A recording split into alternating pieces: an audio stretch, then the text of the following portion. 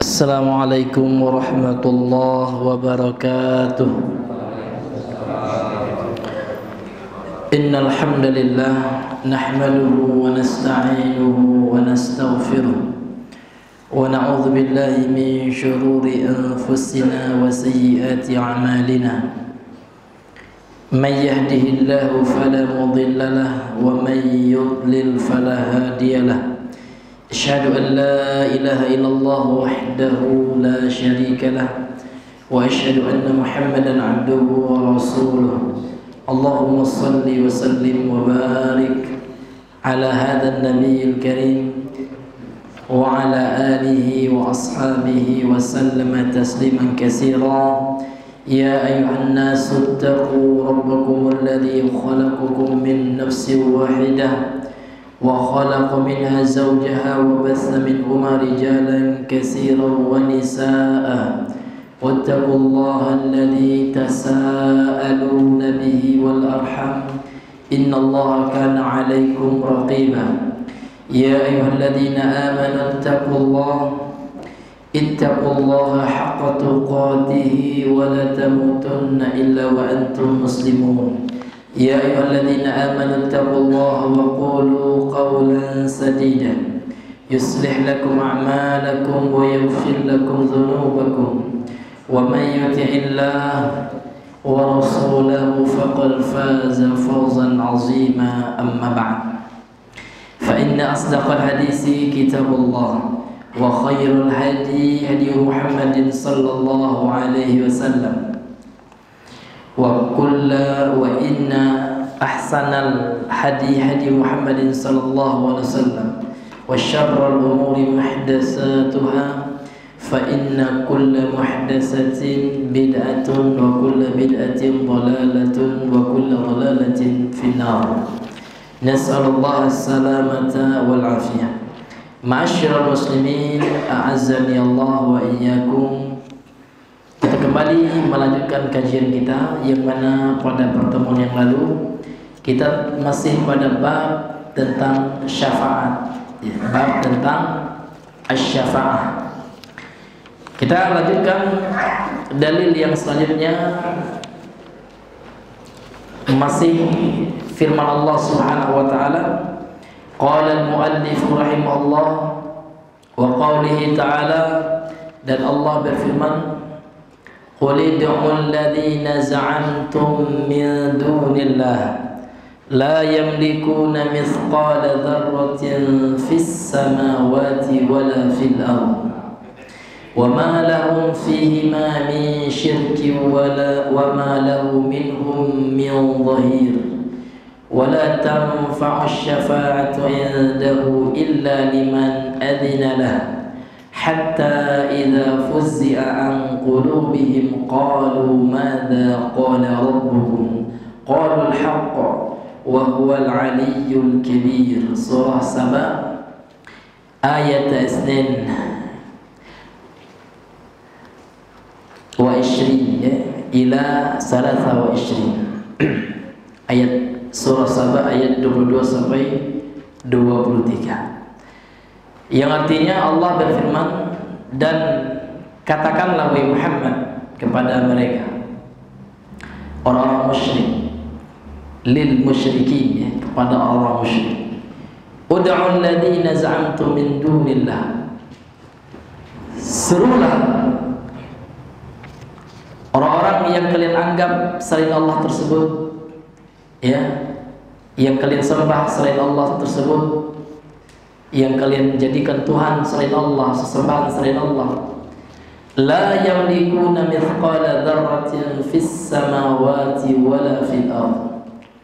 Mereka tidak memiliki sebesar ya, atau seberat biji zarrah di langit maupun di bumi. Wa ma lahum fihi min syirkin, dan bagi mereka ya di dalam keduanya, yakni dalam langit dan bumi tersebut, ya tidak ada sekutu dalam menciptakannya. Tidak ada bagi berada, artinya mereka tidak ada perang Tidak ada peran di dalam menciptakan langit dan bumi. Wa ma lahu minhum min dhahir, dan Allah tidak butuh dari mereka seorang penolong pun. Wala tanfa'u syafa'atu indahu, dan tidak bermanfaat syafaat di sisinya, di sisi Allah, kecuali bagi yang diizinkan oleh Allah. Sehingga apabila telah dicabut rasa takut dari hati mereka ini, malaikat ini, qalu madza qala rabbukum, maka para malaikat berkata, apa tadi yang telah difirmankan oleh Rabb kalian? Qalul haq, sebagian yang lain mereka menjawab, ia kebenaran. Wa huwal aliyyul kabir, Allah adalah zat yang maha tinggi lagi maha besar. Masyarul muslimin rahimani wa rahimakumullah. Kemudian berkata Syekh Shalih Al-Fauzan, qul ay lil musyrikin, katakan wahai Muhammad, yaitu kepada orang-orang musyrik, ud'u alladhina za'amtum, serulah orang-orang yang kalian anggap min dunillah, selain Allah. Min dunillah ay za'amtum ay za'amtumuhum alihatan, orang-orang yang kalian anggap sebagai sesembahan selain Allah, orang-orang yang kalian anggap sebagai Tuhan selain Allah Subhanahu wa taala. Min dunillah, selain Allah, ai ghairihi, selainnya, selain Allah. Ya, serulah mereka, apakah mereka mampu memberikan manfaat berdasarkan anggapan kalian? Liyanfa'ukum biza'mikum, supaya mereka memberikan manfaat kepada kalian berdasarkan sangkaan kalian. Ini tantangan ya, namun tidak bisa, tidak mampu mereka memberikan ya bantuan apapun, manfaat apapun. Sama dengan teman kami dulu, Pak, Bapak Ibu sekalian, pergi tempat orang gereja tempat orang musyrik ya, dari kalangan orang-orang Hindu, lagi nyembah patung. Ditanya sama teman, maaf Pak ya, yang disembah itu apa? Ya Bapak, Tuhan ya Bapak ya. Iya. Taib ya. Kalau Bapak menyangka dia Tuhan, ya mampukah dia ya mematikan HP saya sekarang? Saya kan lagi memotonya. Bisa nggak dia mematikan ke kamera saya patung itu? Iya. Maka Bapak itu menjawab, oh nggak bisa. Kemudian, mampukah patung itu menciptakan Bapak? Bapak yang menyembah orang musyrik itu bilang tidak bisa. Nah, jadi kalau seandainya Bapak tidak yakin dia mampu, dia bisa mematikan HP saya dan juga tidak bisa menciptakan Bapak, maka untuk apa Bapak sembah? Maka jawaban mereka persis seperti pendahulu mereka dari kalangan kaum musyrikin di zaman Rasul. Bagaimana jawaban mereka?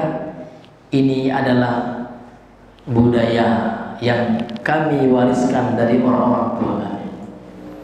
Ya, ini adalah kebiasaan kami dan itulah yang kami jalankan. Nah, ma wajadna alaihi aba'ana, inilah yang kami dapatkan, yang telah diwariskan oleh aba'ana, aba-aba kami dulu.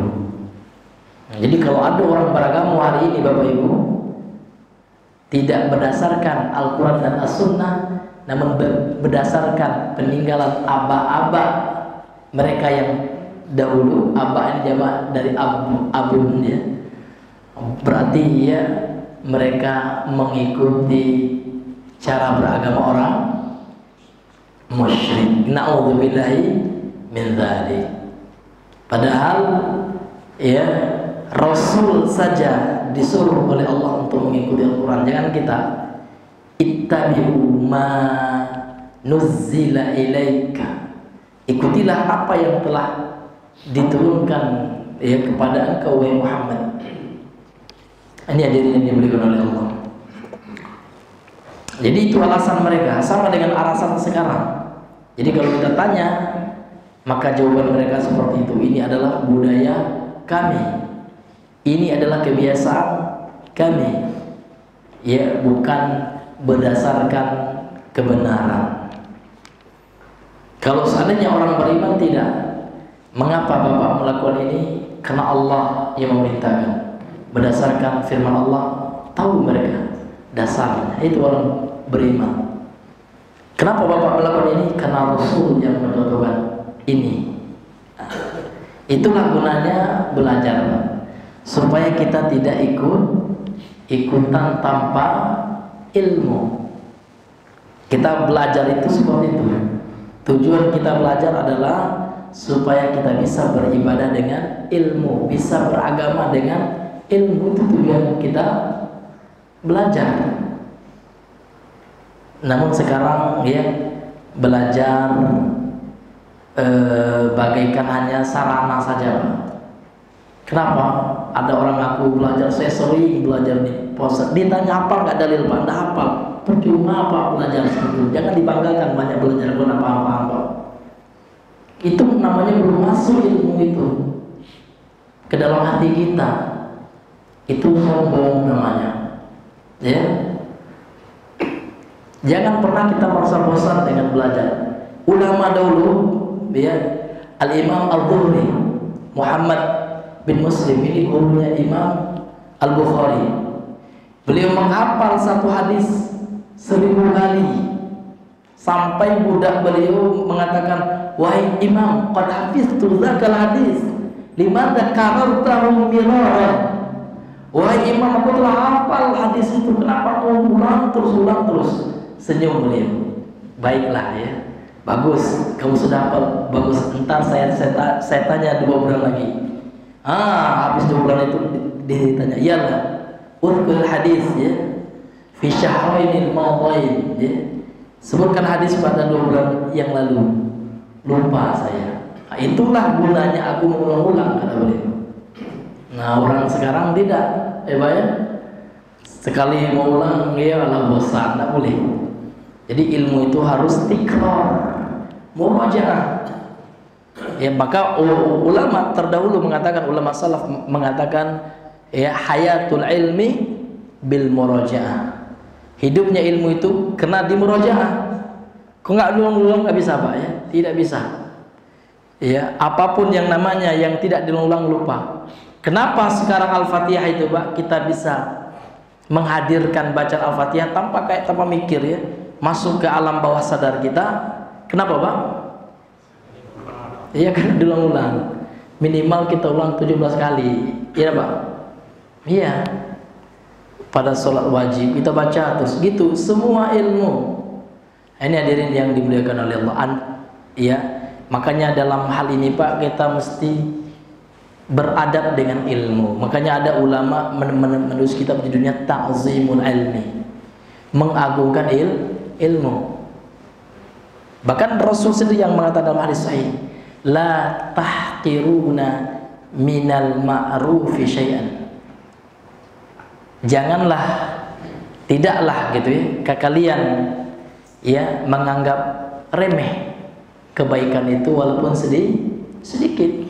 Walaupun sedikit jangan dianggap remeh. Walaupun kita belajar ikro Pak, coba bilang ikro ke ikro bebas apa tidak boleh. Ya apa aku yang diajak alif ke alif ya, alif batah nggak boleh. Hargai, hormati ya. Walaupun itu ilmu cetek sedikit ya, maupun ilmu anak TK apa ya. Namun kalau ikhlas, ini tergantung ikhlas. Walaupun tinggi ilmu kok nggak ikhlasnya, tidak akan bermanfaat di sisi Allah. Nah, ini Bapak Ibu yang dirahmati oleh Allah Subhanahu wa taala. Jadi orang musyrik seperti itu. Ya, mereka menyembah selain Allah, ya, beribadah kepada selain Allah, maka kata Allah kepada Nabi Muhammad, suruh mereka itu ya mendatangkan bukti. Ya, apakah yang mereka sembah itu ya mampu untuk memberikan manfaat kepada mereka? Tidak, ya tidak mampu. Akan tapi mereka menyembah selain Allah itu karena faktor apa Pak? Budaya, betul ya. faktor budaya. Nah, seperti itu. Karena orang musyrik itu Pak, keyakinan mereka itu sudah terpengaruh oleh budaya. Iya. Sebagaimana orang-orang Kristen ya, agama mereka itu agama budaya. Ya, agama mereka sehingga Pak nggak ada kesamaan cara beribadah orang Kristen itu. Iya. Orang Kristen di Indonesia beda nanti dengan Kristen di Amerika. Begitu juga agama Hindu, beda-beda. Hindu di Bali cara beribadahnya beda dengan Hindu di India. Bisa dibuktikan. Kenapa? Karena Hindu di Bali mengikuti budaya masyarakat Bali. Karena agama mereka itu agama budaya. Sehingga salam mereka salam budaya, Pak.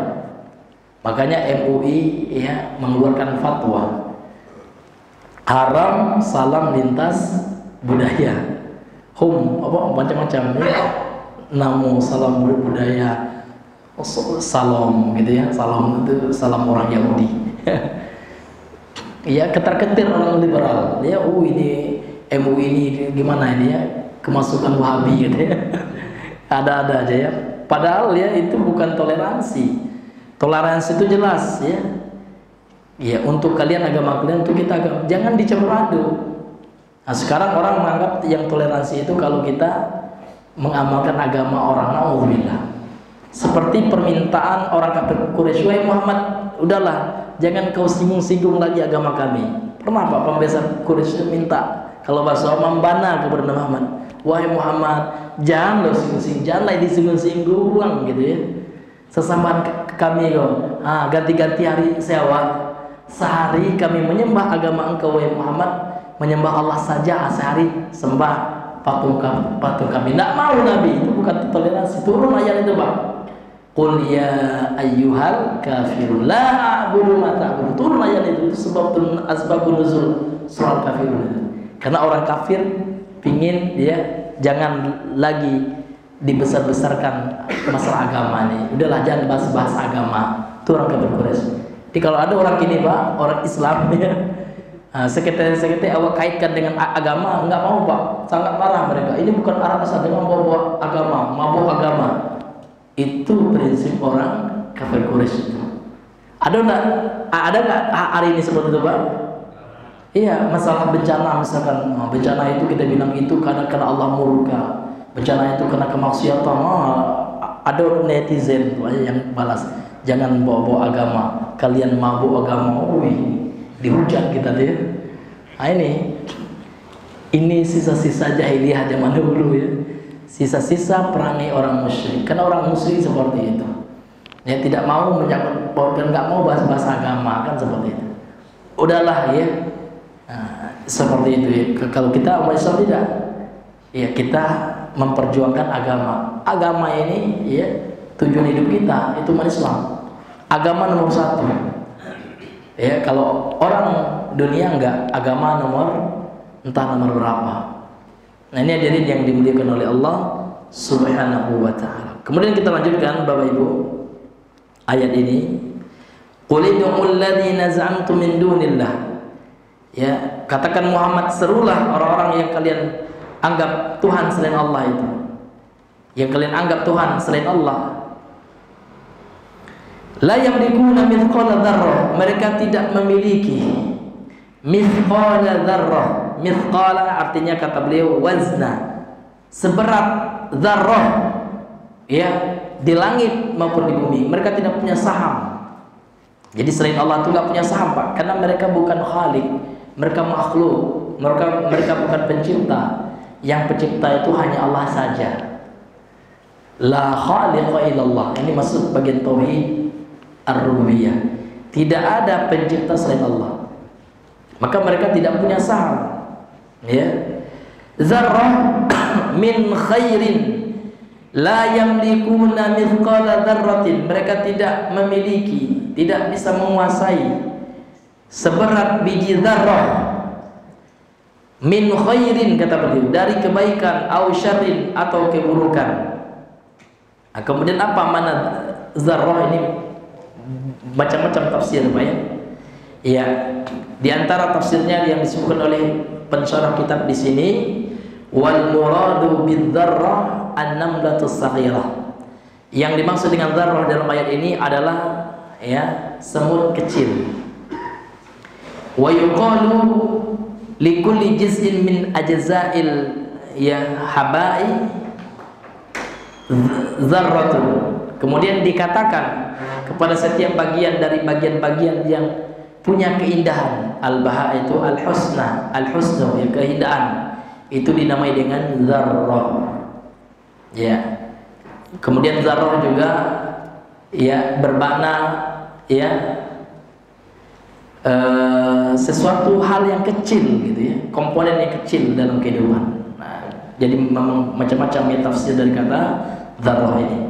Artinya intinya ya, yang disembah oleh orang musyrik, Tuhan-Tuhan yang mereka anggap Tuhan, yang mereka sembah selain Allah Subhanahu wa taala, ini tidak mampu ya, tidak menguasai apapun di langit maupun di bumi.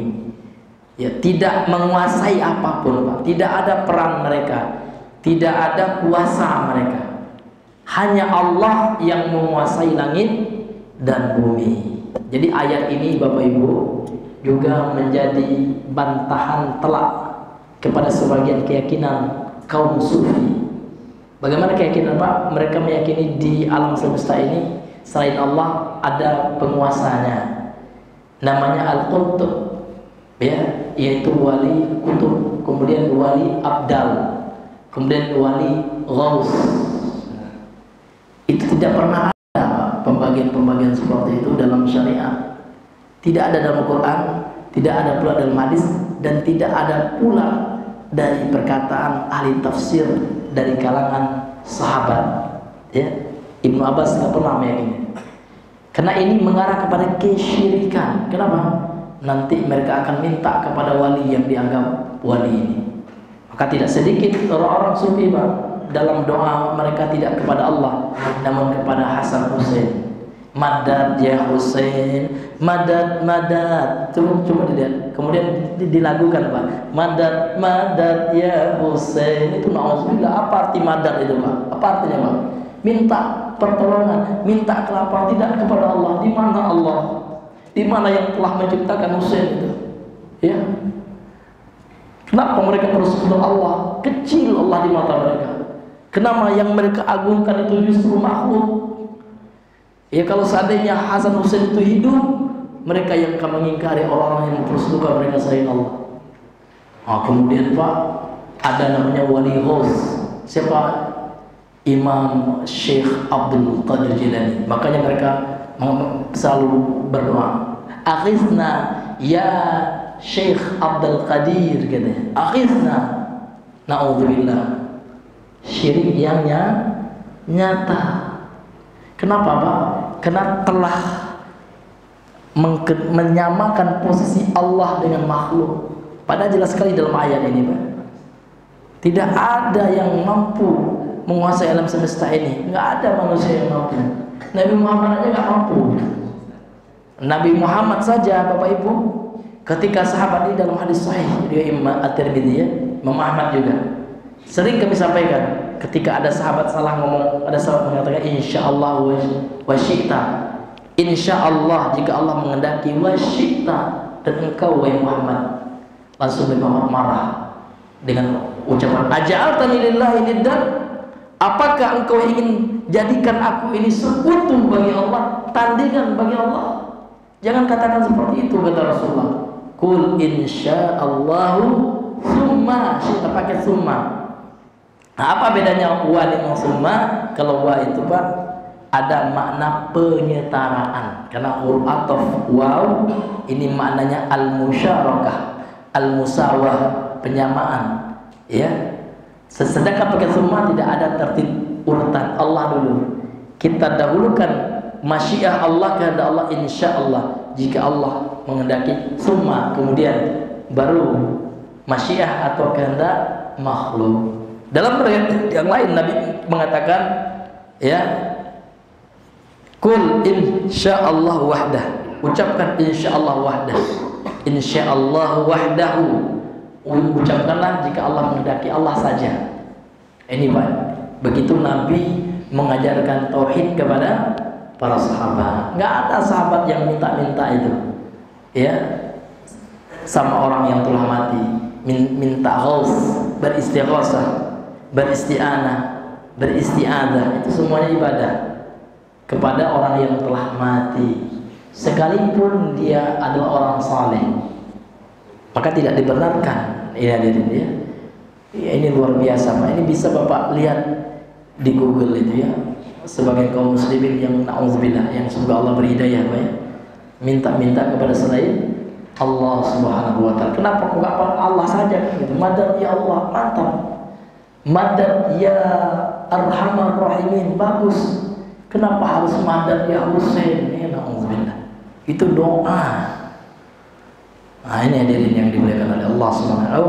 Kata mereka, kita bertawassul, itu tawassul yang syirik. Karena tawassul yang benar itu tidak minta kepada Allah, namun ya bertawassul dengan amal soleh, dengan sholat kita. Ya Allah, kalau seandainya sholat yang kulakukan tadi ikhlas, mengharapkan pahalamu, mengharapkan ridhomu, boleh seperti itu, bertawassul dengan amal soleh, bukan dengan cara meminta kepada orang soleh, bukan dengan cara berdoa kepada orang soleh.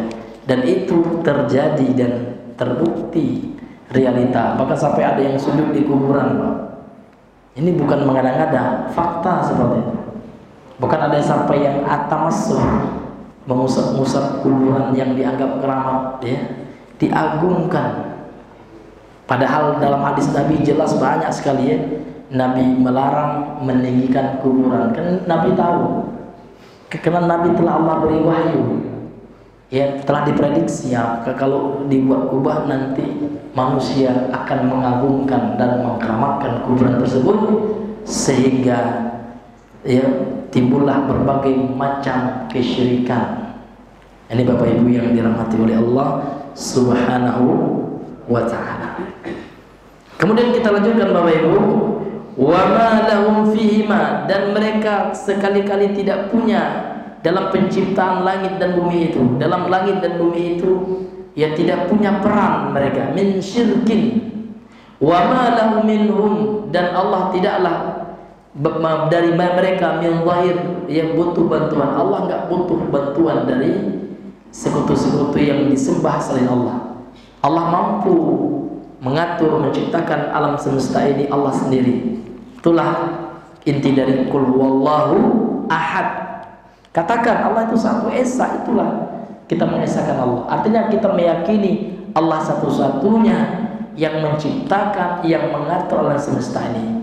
Allah tidak berhajat kepada makhluknya. Allah nggak butuh, sekalipun dia orang soleh, sekalipun malaikat, ya, sekalipun para nabi, Allah nggak butuh. Allah tidak berhajat kepada mereka. Makhluklah yang berhajat kepada Allah.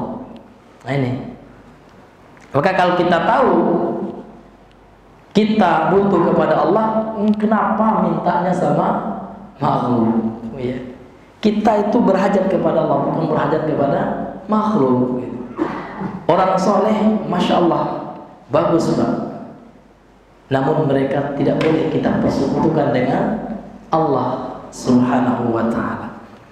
Bapak Ibu yang dirahmati oleh Allah. Kemudian beliau melanjutkan wa ma lahu ay lillahi ta'ala, tidak ada bagi Allah, minhum, dari mereka. Mereka ini siapa? Minal aliha, dari sesembahan-sesembahan yang disembah selain Allah. Min zahir, zahir di sini maknanya mu'in, yu'inuhu ala tadbiri amri samawati wal ardh. Allah tidak butuh dari mereka mu'in, mu'innya yang membantu, yang membantu Allah dalam ala tadbir, dalam mengelola, mengatur amri samawati wal ardh, urusan langit dan bumi. Allah tidak butuh bantuan, ya, nggak butuh Allah. Allah sanggup Pak mengatur alam semesta ini. Kecil bagi Allah, nggak ada apa-apanya, ya. Tidak hal yang besar bagi Allah, gampang. Karena Allah cukup kalau tidak menciptakan sesuatu, Allah cukup mengucapkan kun fayakun, ya. Jadi maka terjadilah. wala tanfa'u syafa'atu 'indahu, tidaklah bermanfaat syafaat di sisinya, ai indallah, yaitu di sisi Allah Ta'ala. Raddun liqaulihim, ini adalah bantahan ya dari perkataan orang musyrik. Bagaimana perkataan orang musyrik? Inna alihatahum tashfa'u indahu, bahwasanya sesama mereka, patung-patung yang mereka sembah di dunia ini ya, tashfa'u indahu, akan memberi syafaat di sisi Allah untuk mereka. Ini anggapan orang musyrik. Ini Allah bantah dalam surah Saba ayat 23 ini. Allah mengatakan wala tanfa'u syafa'atu indahu, tidaklah bermanfaat syafaat di sisi Allah, illa kecuali liman azina lahu an yashfa'a li ghairihi, kecuali bagi yang Allah izinkan untuk memberikan syafaat kepada selainnya. Nah, siapa yang Allah izinkan? Nabi Muhammad SAW. Siapa lagi yang ada dalilnya? Itulah yang Allah izinkan, yang ada dalilnya dalam Al-Quran dan As-Sunnah. Apalagi yang bisa memberi syafaat, Pak? Yang sesuai dengan dalil yang Bapak ketahui, ya coba Bang Ijal. Iya, Al-Quran, betul. Apalagi Bang Ijal selain Al-Quran?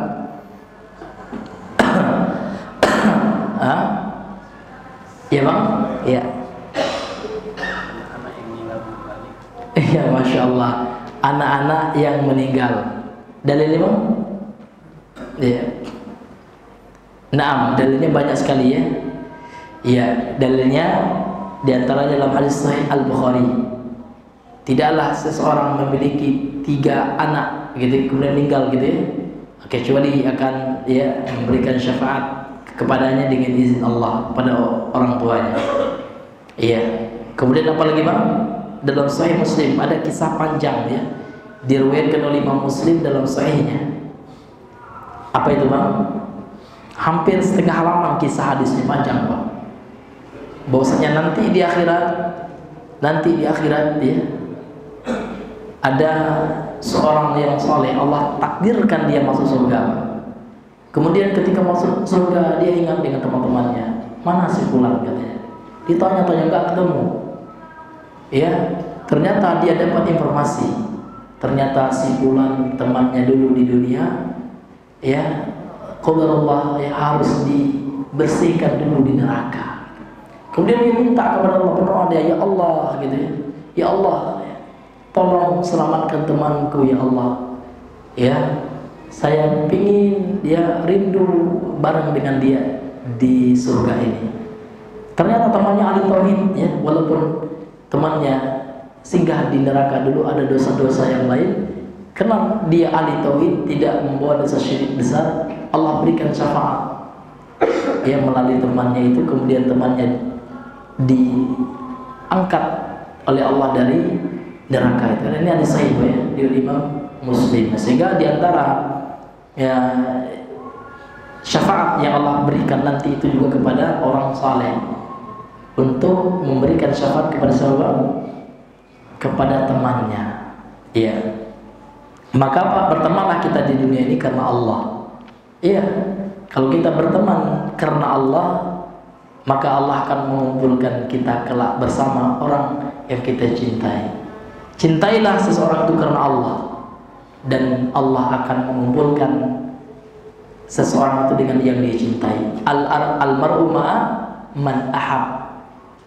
Ini dalam hadis sahih ya, Rasul mengatakan al-mar'u ma'a man ahabba. Fal yandur ahadukum liman yakhalin. Sesungguhnya seseorang itu akan Allah kumpulkan di hari kiamat dengan siapa yang dia cintai. Nah, kalau yang dicintai orang saleh, dia akan kumpulkan bersama orang saleh itu di surga. Iya Pak. Tapi kalau yang dicintai itu adalah ahli maksiat, dikhawatirkan ya, dia dikumpulkan dengan ahli maksiat itu di neraka. Nauzubillah. Maka untuk itu Pak, mari kita didik anak-anak kita ya, untuk jangan ngefans. Ngefans itu kan idola. Idola itu berangkat kena takjub, masya Allah, melahirkan cinta di hati sehingga diagungkan. Maka sangat miris sekarang Pak, anak-anak kaum muslimin lebih hafal pemain bola kafir ketimbang kisah-kisah para nabi. Banyak anak-anak nggak hafal Pak tentang kisah para nabi, apalagi kisah-kisah para sahabat, orang-orang saleh. Bisa kita tanya, ya, 10 sahabat al-asyarah al-mubasyirin bil jannah, 10 sahabat yang dijamin masuk surga. Tanya anak-anak sekarang ya, coba sebutkan namanya satu persatu. Tapi kalau nama siapa pemain yang hebat sekarang, ya, Messi, ya, Ronaldo, na'udzubillah, disebut orang-orang yang gak kenal dengan tauhid, yang tidak pernah sujud kepada Allah walaupun satu kali sujud karena Allah loh, ya.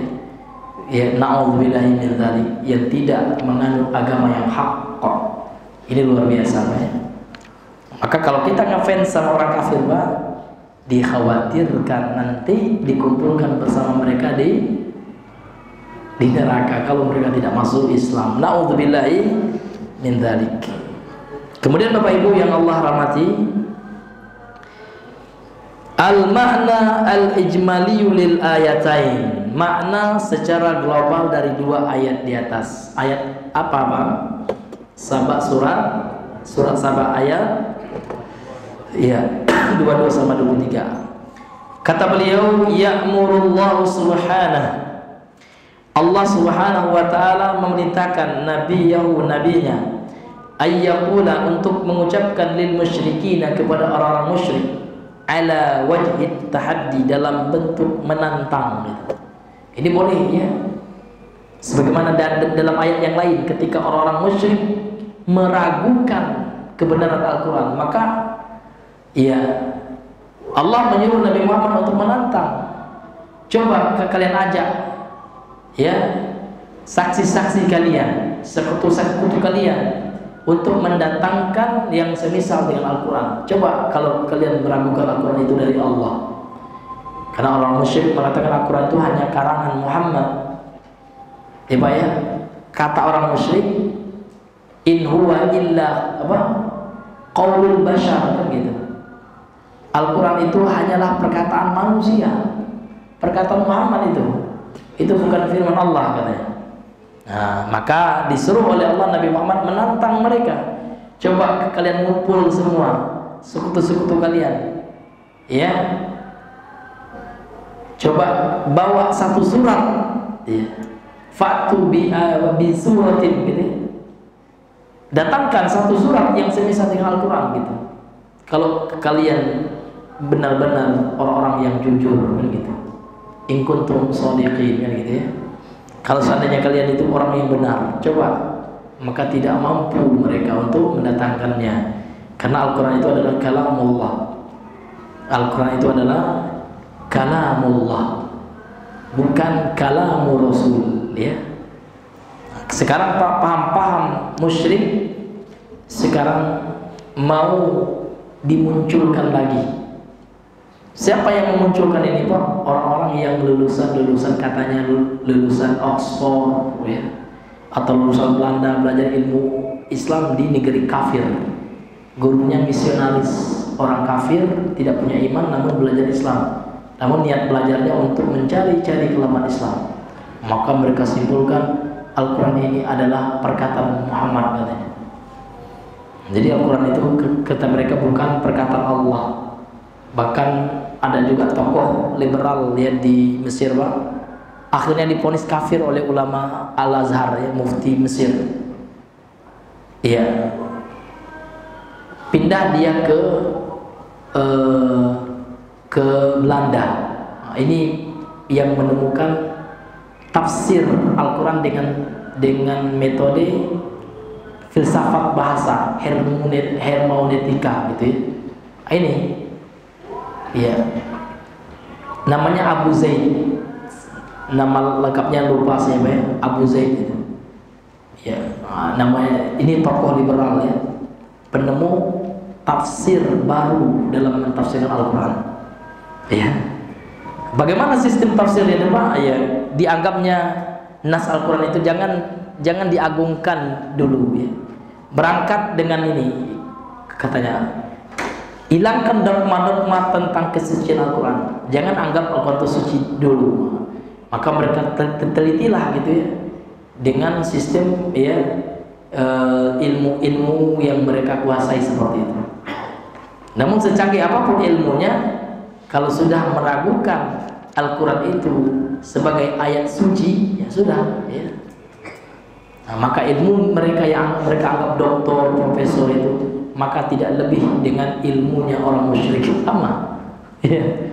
Walaupun sederet detailnya Pak, profesor, doktor, ya, ahli filologi, wah ya, keren betul ya, ahli tentang ya meneliti naskah-naskah kuno. Jadi Al-Quran ini banyaklah, ya, naudzubillah.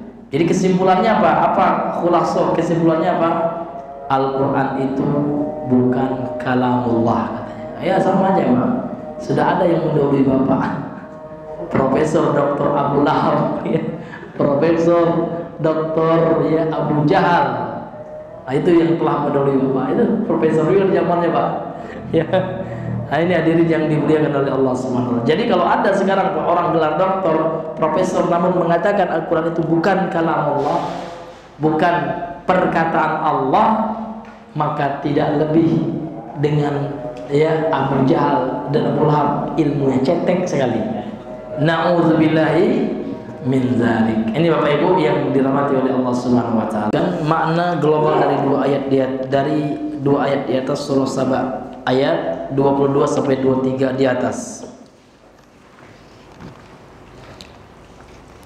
Ya'murullahu subhanahu wa ta'ala nabiyahu ayyakula lil musyrikin. Allah memerintahkan kepada nabinya untuk mengucapkan kepada orang musyrik, mengatakan kepada orang musyrikin ala wajhi tahaddi, dengan cara menantang mereka, yakni ya qul ud'ul ladzina za'amtum min dunillah.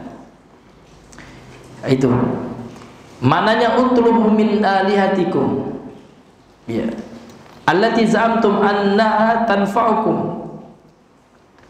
Mintalah kepada Tuhan-Tuhan kalian itu, tuntunlah kepada Tuhan-Tuhan kalian itu yang kalian anggap Tuhan. Sebenarnya bukan Tuhan Pak ya, namun Tuhan yang palsu, ya, sesembahan yang palsu. Karena sesembahan itu ada yang batil, ilahun batilun itu. Karena ilahun hak itu hanya Allah, Tuhan yang benar itu hanya Allah, sesembahan yang berat disembah itu hanya satu Allah. Utlubu min alihatikum allati za'amtum annaha tanfa'ukum. Minta kepada yang kalian anggap Tuhan itu, bahwasanya kalian anggap mereka tanfa'ukum, bisa mendatangkan manfaat untuk kalian, wa takshifu ad-dharra ankum, dan bisa menghilangkan ya kemudaratan, mara bahaya dari kalian. Nah, coba buktikan ya. Fa innahum, namun realitanya sesungguhnya mereka itu la yaqdiruna ala dzalika, tidak mampu melakukan itu. Ya, dia nggak mampu. Maka orang-orang yang meminta kepada selain Allah, sekalipun yang diminta itu Syekh Abdul Qadir Jailani, tidak mampu, Pak. Tidak akan mampu ya menyelamatkan mereka itu kelak di akhirat. Bahkan Syekh Abdul Qadir berlepas diri dari perbuatan kesyirikan yang dilakukan oleh orang-orang yang mengatakan, mengaku, mengklaim mereka pengikut ya Al-Imam Syekh Abdul Qadir Al-Jilani itu. Li'annahu la yamlikuna minal qaum, karena mereka tidak berkuasa dalam alam semesta ini. Ya. Mereka gak ada kuasanya, Pak. Yang berkuasa hanya Allah. Maka mintalah hanya kepada Allah. Li'annahum la yamlikuna minal kauni wazna asghari namlatin milkan mustaqillan. Meskipun seukuran seekor semut yang kecil, sekecil semut saja gitu ya, mereka tidak memiliki milkan mustaqillan, kepemilikan yang sendiri. Mereka bisa memiliki apa namanya itu Pak, rezeki karena Allah yang ngasih.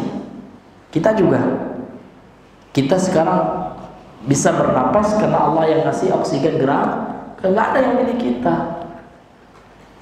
Kita tidak mustaqil, ya. Kita tidak bersendiri di dunia ini. Semuanya adalah titipan dari Allah. Semuanya difasilitasi oleh Allah. Iya nggak Pak? Iya. Maka untuk itu minta hanya kepada Allah. Jangan minta kepada makhluk, ya. Karena kalau kita minta kepada makhluk dalam hal yang hanya diminta kepada Allah, seperti madat itu Pak, ke lapangan, baik itu lapang rezeki, lapang di kuburan kelak, lapang di akhirat, gitu. Minta kepada Allah, maka jangan minta kepada makhluk. Seperti itu. Walaysa lahu fil kauni adna syarikatin ma'allahi. Kemudian mereka yang disembah oleh orang musyrik itu, ya, berhala-berhala yang mereka sembah itu, ya, mereka tidak punya saham bersama Allah. Walaupun adna, yang paling rendah, paling sedikit, mereka nggak punya investasi di alam semesta ini. Semua gratis Allah yang berikan kepada mereka nggak punya investasi. Walaysa minhum ahadun, dan tidak ada seorang pun di antara mereka yu'inullah fi tasrifil umur, membantu Allah, menolong Allah di dalam mengelola urusan-urusan alam semesta ini. Nggak ada. Maka nggak ada itu yang istilahnya wali-wali yang penguasa alam semesta itu, ya. Karena yang wali Allah itu Pak, orang yang bertakwa itu wali Allah. Jadi wali Allah itu tidak ada kaitannya dengan pengaturan alam semesta, nggak ada, ya. Jadi kalau yang namanya wali Allah itu tidak ada kaitannya dengan apa? Dengan perannya di alam semesta, nggak ada. Yang nama wali itu adalah orang yang taat kepada Allah, itu yang wali. Ala inna awliya Allah la khaufun alaihim wa la hum yahzanun alladzina amanu wa kanu yattaqun. Itu yang wali Allah dari surah Yunus. Alladzina amanu itu wali Allah. Wali Allah itu adalah orang-orang yang beriman dan bertakwa. Sehingga Syekhul Islam Ibnu Taimiyah mengatakan, ya, a'zamul karamat luzumul istiqamah. Karamah yang paling besar itu adalah ketika orang konsisten menjalankan, ya, syariat Islam ini. Istiqomah dia beragama, itu wali lah itu. Itulah karamah. Jadi karamah itu bukan yang terbang itu, enggak ada, itu cetek. Dajjal lebih hebat daripada itu, Pak. Dajjal itu lebih canggih daripada hanya sekedar bisa berjalan di atas air. Ya Pak ya? Dajjal lebih hebat. Bahkan Dajjal ya bisa menghidupkan orang mati. Dibelahnya orang, kemudian ditaklukkan sama Dajjal, hebat ya. Apakah Dajjal juga wali? Iya betul wali, tapi wali syaitan. Wali iblis. Ini Bapak Ibu yang, kalau wali Allah itu orang yang menjalankan syariat, orang yang menjalankan sunnah, itu wali Allah itu. Orang yang tidak bermaksiat kepada Allah, itu wali Allah. Ini ada pula wali Pak, tidak sholat, itu wali syaitan, wali juga Pak, itu wali syaitan, ya.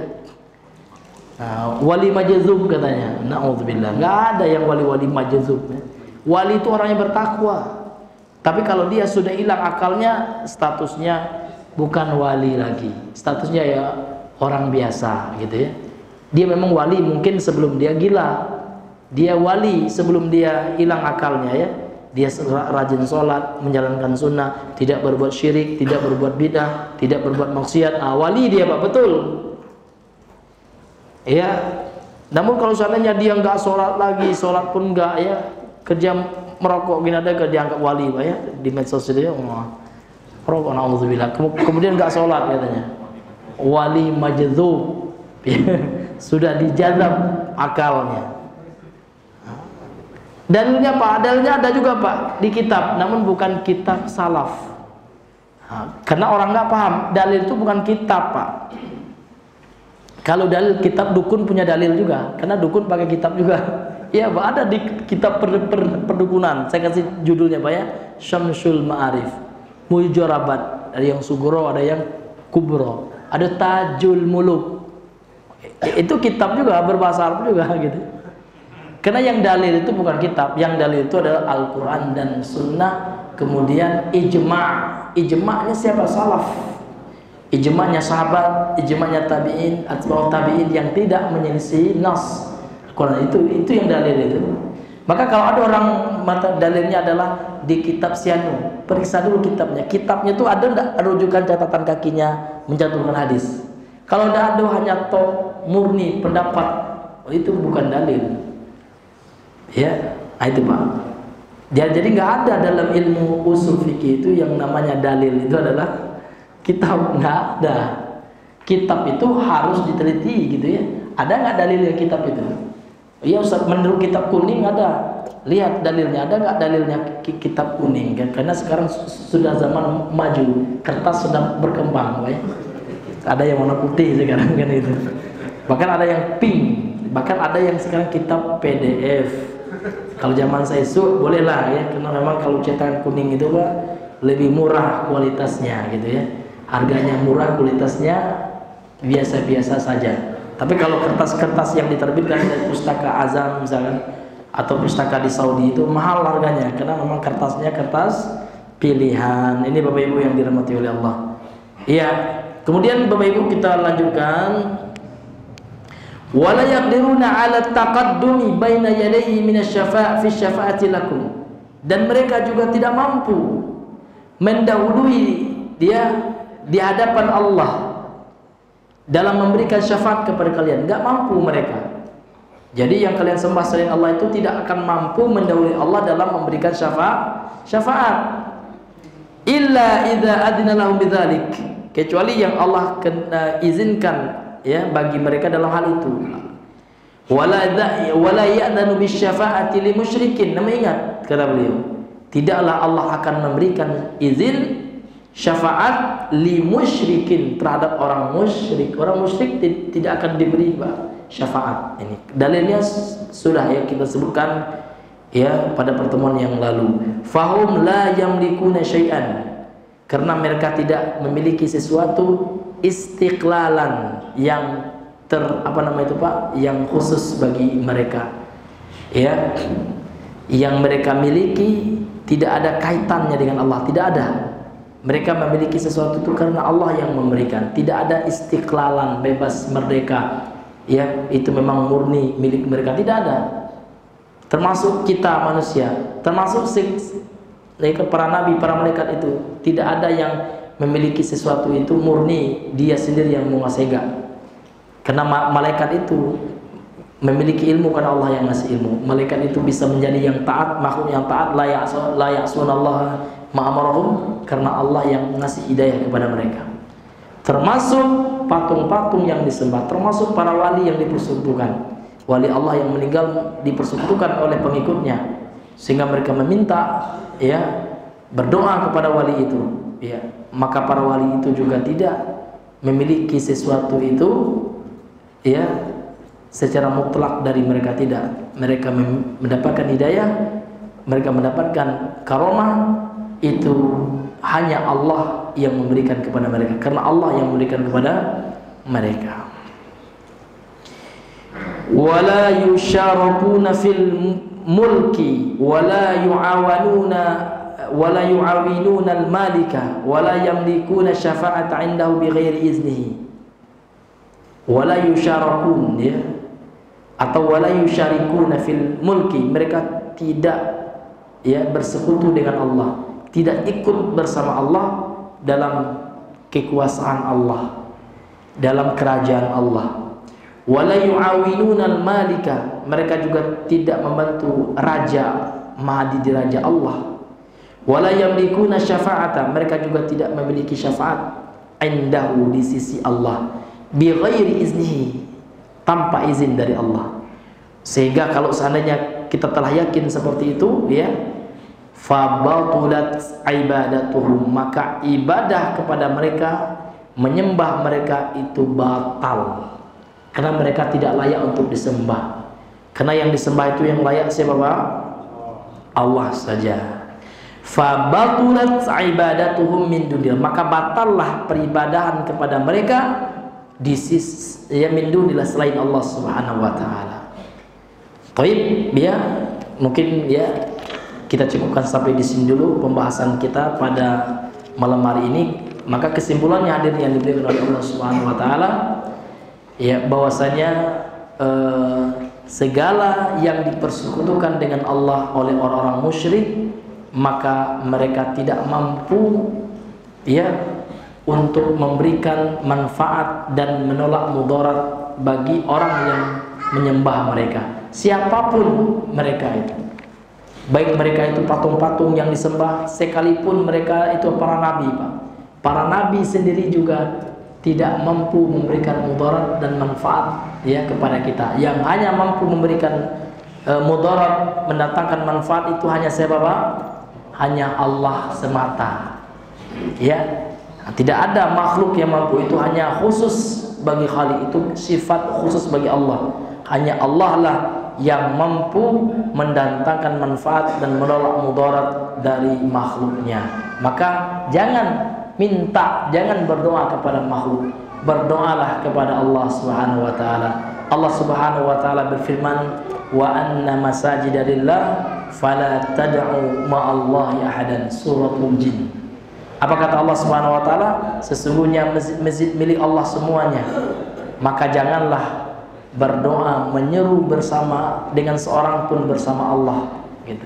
Janganlah menyeru Allah ya juga menyeru selain Allah, ya juga minta perlindungan kepada Allah, ya juga minta perlindungan kepada selain Allah juga. Itu ya yang dilarang oleh Allah Subhanahu wa taala dalam hal-hal yang khusus, hanya Allah yang mampu memberikannya. Wallahu ta'ala a'lam bisawab. Subhanakallahumma bihamdika asyhadu an la ilaha illa anta astaghfiruka wa atubu ilaik.